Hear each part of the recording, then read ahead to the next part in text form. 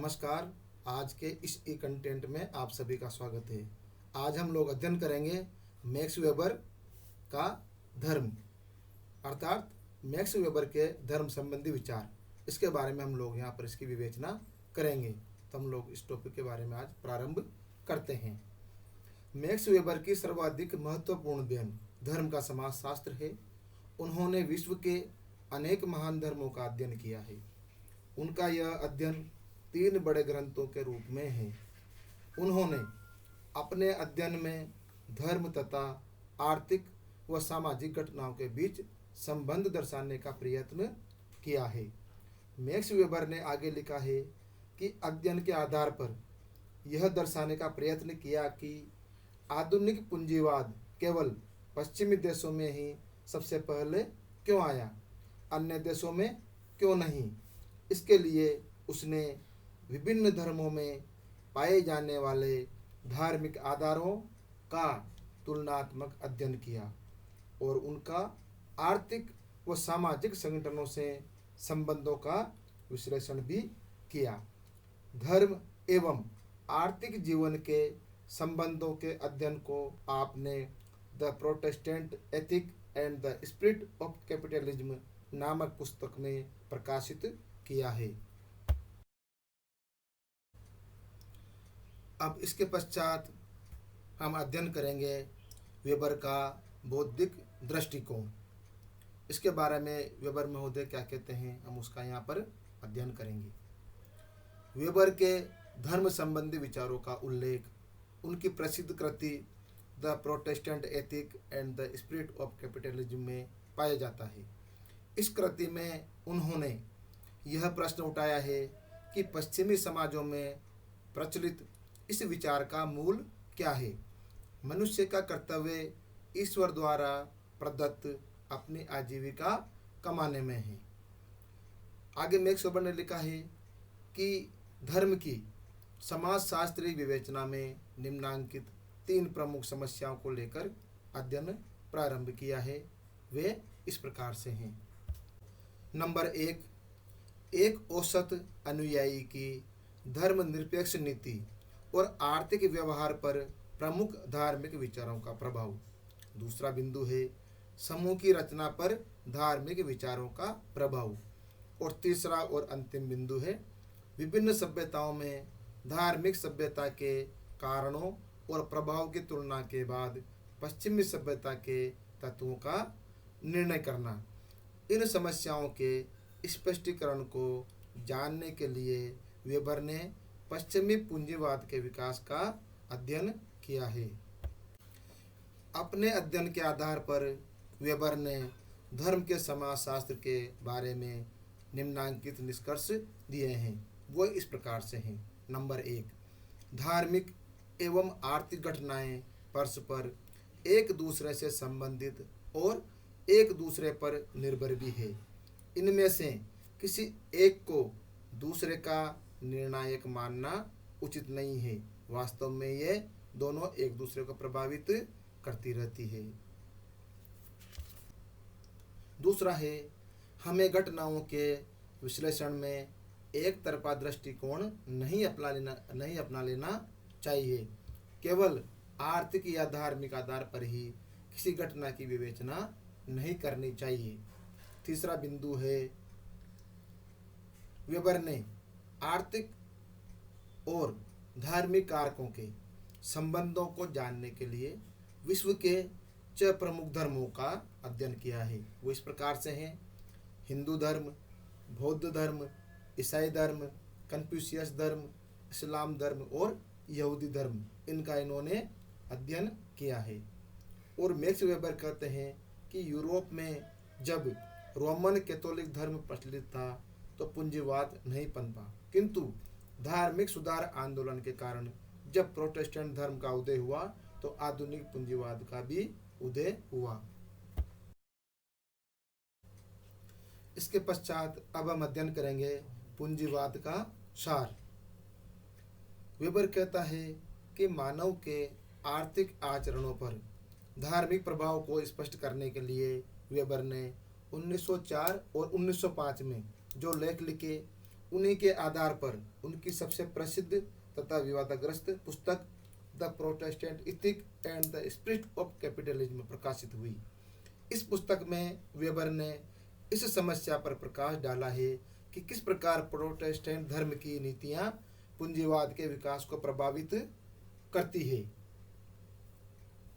पूंजीवाद के सार को स्पष्ट करने के लिए मैक्स वेबर ने इसकी तुलना एक अन्य आर्थिक क्रिया से की है, जिसका नाम उसने परंपरावाद रखा है।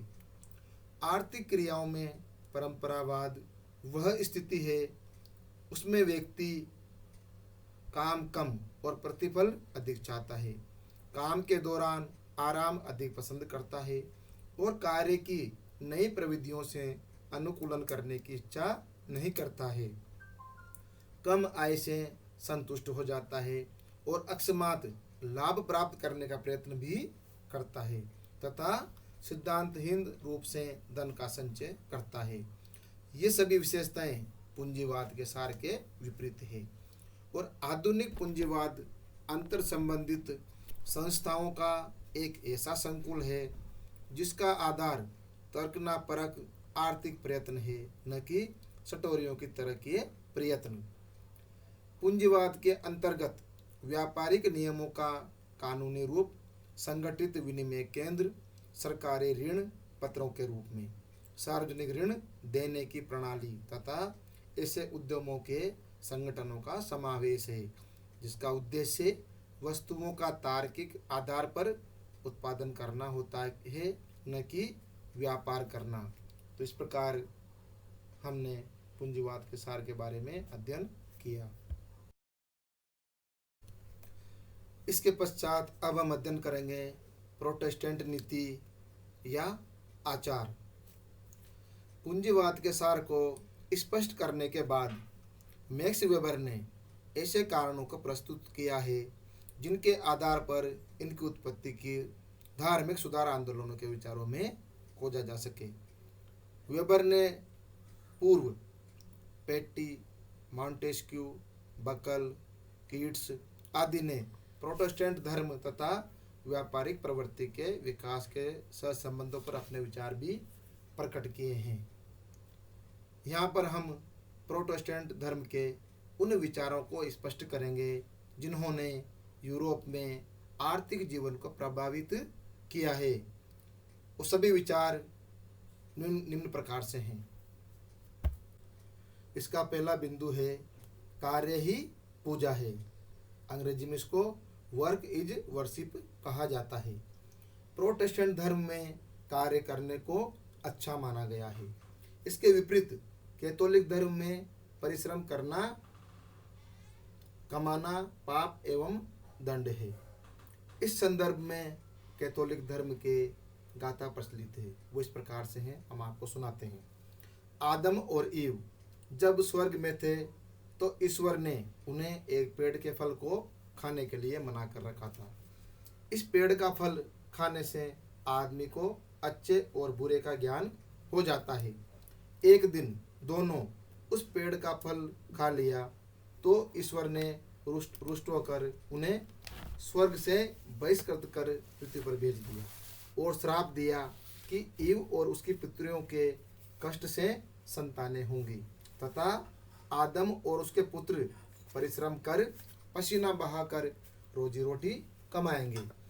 इस बात से स्पष्ट है कि कैथोलिक धर्म में परिश्रम कर जीवन यापन करना अच्छी बात नहीं वरन एक दंड है, जबकि प्रोटेस्टेंट धर्म कर्म को पूजा मानता है और परिश्रम से ईश्वर की प्राप्ति हो सकती है।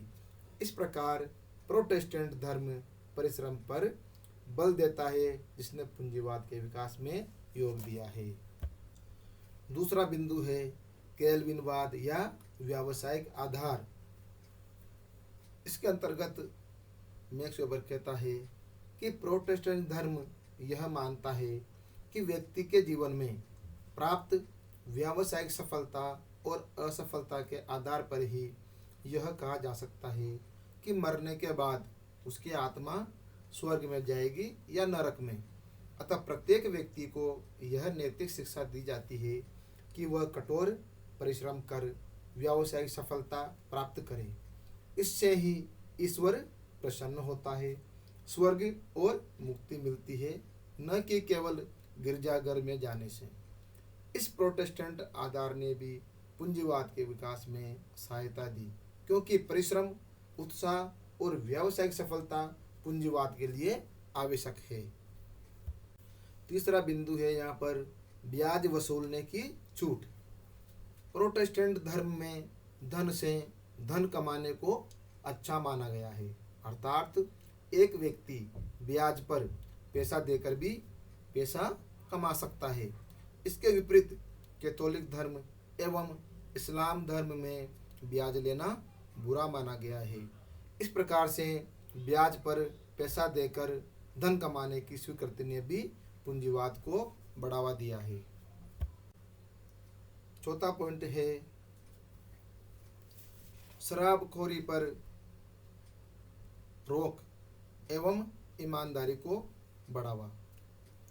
प्रोटेस्टेंट धर्म में शराब पीने व शराब पीकर काम पर जाने को अनुचित एवं ईमानदारी से कार्य करने को उचित माना गया है। शराब पीकर मशीन पर काम करने से जान का खतरा रहता है। इस प्रकार शराबखोरी रोकने पर भी पूंजीवाद व्यवस्था को बढ़ावा मिला है।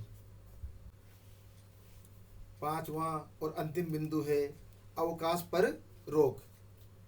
इसका मतलब छुट्टी लेने पर, यहाँ पर इसका अर्थ होता है प्रोटेस्टेंट धर्म के कारण अधिक समय तक अपने काम में छुट्टी लेने को भी अनुचित माना गया है।